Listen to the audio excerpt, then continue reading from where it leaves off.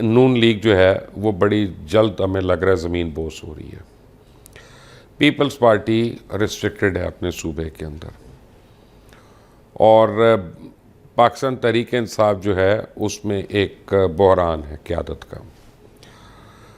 تو شاہد خاقان عباسی صاحب جو ہیں ابھی تک ان کے پیر نہیں گڑے صحیح طرح.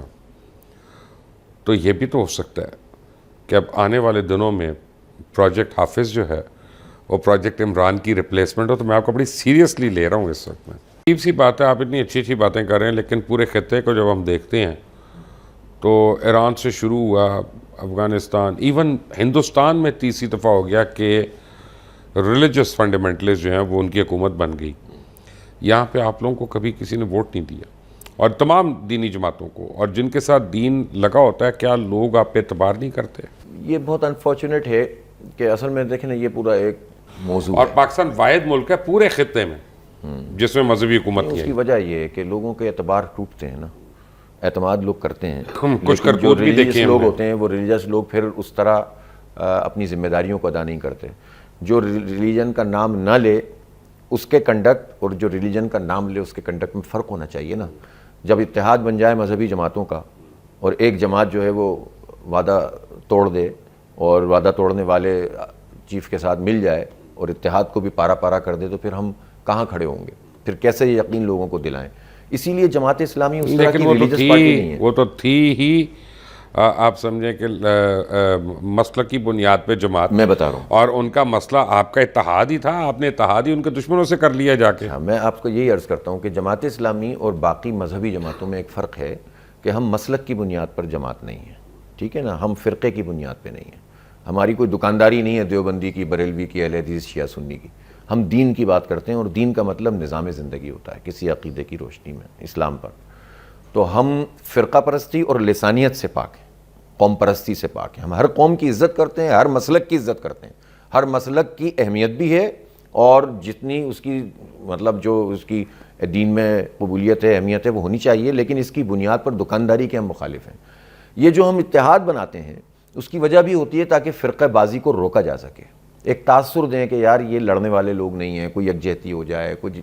لیکن بعض اوقات لوگ اتحادوں کے باوجود اپنا مسلک چھوڑنے کے لیے تیار نہیں ہوتے. اس کی بنیاد پر سیاست بھی ہوگی، اس کی بنیاد پر مفادات بھی ہوں گے، تو وہ تو پھر جماعت اسلامی کو سوٹ نہیں کرتا. اسی لیے پھر اب جماعت اسلامی نے اس بات کا فیصلہ کیا ہے کہ ہم سب کی عزت کریں گے، دینی جماعتوں کا احترام کریں گے. پلیٹ فارم ہمارا ہوگا. اور اب ان تجربات سے گزر گئے جس میں ہم نے مذہبی جماعتوں کے اتحاد اور مذہبی جماعتوں کے علاوہ اتحاد کر کے دیکھ لیے، اور اس کا نقصان خود اسلام کو اور دین کو اور پاکستان کو ہوا، اس لیے کہ لوگوں نے دھوکے دیے. لوگ کھڑے نہیں ہوئے اپنی صحیح چیز کے اوپر. یہ آپ ڈائریکٹ مولانا فضل الرحمان کو کہہ رہے ہیں؟ میں تو جنرل بات کر رہا ہوں. نہیں، میں تو دھوکہ تو میں کیا سمجھوں سر، میں تو وہ بات کر رہا ہوں مولانا، یہ میں بات نہیں کر رہا، یہ حافظ صاحب بات کر رہے ہیں. میں نے کسی کا نام لیا نہیں، میں تو اخذ کر رہا ہوں نا اس سے. آپ اخذ کریں، میں شاعر کہتا ہے، لوگ تشریح خود ہی کرتے ہیں. ہاں، صحیح بات ہے. اصل میں آپ سے سیریس سوال اس لیے پوچھ رہا ہوں کہ نون لیگ جو ہے وہ بڑی جلد ہمیں لگ رہا ہے زمین بوس ہو رہی ہے. پیپلز پارٹی ریسٹرکٹڈ ہے اپنے صوبے کے اندر، اور پاکستان تحریک انصاف جو ہے اس میں ایک بحران ہے قیادت کا. تو شاہد خاقان عباسی صاحب جو ہیں ابھی تک ان کے پیر نہیں گڑے صحیح طرح.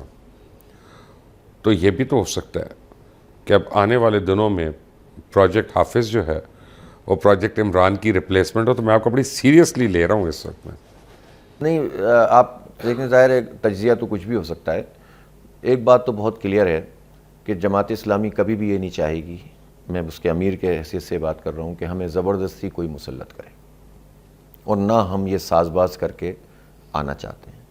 ہمارے لیے چیلنج ہی یہ ہے کہ اگر حالات میں اتنا بڑا بحران بھی ہے اور گیپ بھی ہے، تو اس گیپ کو ہمارے کارکن اپنی محنت، اپنی مشقت، رابطہ عوام، کمیونیکیشن اور لوگوں کو ساتھ لے کر چلنے کی صلاحیت پیدا کر کے فل کریں. ٹھیک ہے، آتے ہیں. جنرلی ہم آئیں گے تو انشاءاللہ تعالیٰ زیادہ پائیدار بنیادوں پر پاکستان کو سرو کریں گے، اور ہم آئیں گے انشاءاللہ. انشاءاللہ. تو اب پھر ذرا آپ کی جماعت کے متعلق بات کر لیتے ہیں. اگر آپ نے آنا ہی اور ہم لوگوں پہ حکمرانی کرنی ہے تو پتہ چل جائے کہ ایک تو ہے کہ ہم حکمرانی نہیں کرتے، آپ کو یہ بات چلے حکومت کر سکتے ہیں، حکومت کر لیں، حکمرانی نہ کریں، آپ بھی خاتم اعلیٰ بن جائیے گا، اللہ ہم نے ایک بکتا ہے ایک اور ایسی خدمت سے بچائے۔ خواتین کے متعلق جماعت اسلامی کی کیا پالیسی ہوگی؟ کیا ہمیں دوبارہ افغانستان والا ماحول ملے گا یا ہمیں کوئی بہتر ماحول ملے گا؟ نہیں، میرا تو خیال ہے کہ بہت واضح ہے اس وقت بھی جماعت اسلامی کا جو خواتین کا ونگ ہے، آپ کے لیے واضح ہے، لوگوں کے لیے نہیں ہے۔ میں بتاتا ہوں کہ جو ہمارا خواتین کا ونگ ہے وہ جہاں ایک طرف درس تدریس کا کام کرتا ہے، وہاں پر آپ کو پتہ ہے اس وقت جیلوں میں خواتین جو ہوتی ہیں ان کو جا کر تعلیم دینا، انہیں پڑھانا، انہیں کمپیوٹر کی تعلیم دینا، اور پھر ان میں سے جن کو چھڑا سکتے ہیں ان کو چھڑانا، یہ کام ہماری خواتین کا۔ اب بشرا بیگم کو نہ چھڑا لائیے گا، باقی خیر ہے۔ اچھا، تو وہ یہ کام ہم کرتے ہیں۔ اسی طرح سے جو ہے وہ بے شمار چیزیں ہیں، ورکنگ ویمن کے جتنے بڑے مسائل ہیں، ہیرسمنٹ کے ایشوز ہیں، کوئی ان کی آواز نہیں بنتا، وہ کہیں پر جائیں عدالت میں تو دھکے کھاتی ہیں، اس کے لیے ہم جتنا کر سکتے ہیں وہ کرتے ہیں۔ ہماری پالیسی بالکل واضح ہے کہ وقار کے ساتھ، عزت کے ساتھ، احترام کے ساتھ خواتین کو زندگی گزارنے کا موقع گھر میں بھی ملنا چاہیے، سوسائٹی میں بھی ملنا چاہیے، اور اگر ان کی ضرورت ہے اور حالات ایسے ہیں کہ وہ ان کو باہر نکل کر کام کرنا پڑتا ہے تو وہاں بھی ان کو پروٹیکشن ملنی چاہیے۔ تو ہمیں تو بہت واضح طور پر ہم یہ موقف رکھتے ہیں۔ دیکھیں، خواتین کے وراثت کا مسئلہ ہے بالفرض۔ اب آپ دیکھیں کہ بحیثیت مجموعی پورے پاکستان میں، اور اس میں بدقسمتی سے بہت سے مذہبی لوگ بھی ایسے ہوتے ہیں جو خواتین کو وراثت میں حصہ نہیں دیتے، تو ہم اس کے لیے بات کرتے ہیں کہ خواتین کو وراثت میں حصہ دو، اور جو نہیں دے اسے کسی بھی اس آفس کو ہولڈ کرنے سے معزول کر دینا چاہیے، چاہے وہ فوجی ہو، چاہے وہ مقننہ ہو، عدلیہ ہو، کوئی بھی ہو۔ کوئی سرکاری افسر رہ نہیں سکتا اگر اپنی بیٹی کو یہ بالکل کلیئر ہے ہم اس پر، اور ہم اس پہ انشاءاللہ عمل کروائیں گے، یہ میں آپ کو بتا دوں انشاءاللہ۔ ہم خواتین کو پڑھانے میں اس وقت، میں آپ کو صرف ایک مثال دوں، ہم نے ایک بنو قابل پروجیکٹ شروع کیا، آئی ٹی کی فری کورسز پتہ ہے مجھے، کراچی سے شروع کیا۔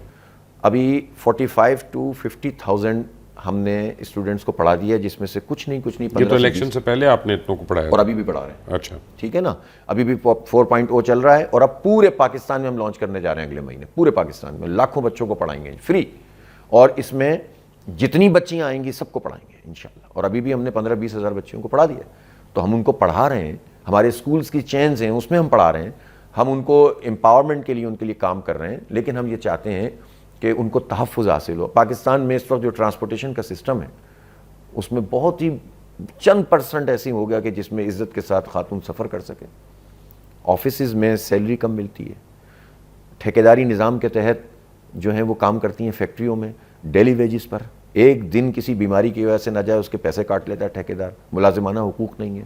کھیتوں میں کام کرنے والی عورتیں، اتنے بڑے بڑے چیمپئن بنے ہوئے ہیں نا یہ بلاول صاحب، یہ وہ بتائیں نا، یہ ان کے کھیتوں میں جو عورتیں کام کرتی ہیں ان کو کتنا ان کا منیمم ویج ہے؟ بھٹوں میں، یہاں پر پنجاب میں تو بھٹوں میں کرتی ہیں، بھٹوں میں کام کرتی ہیں۔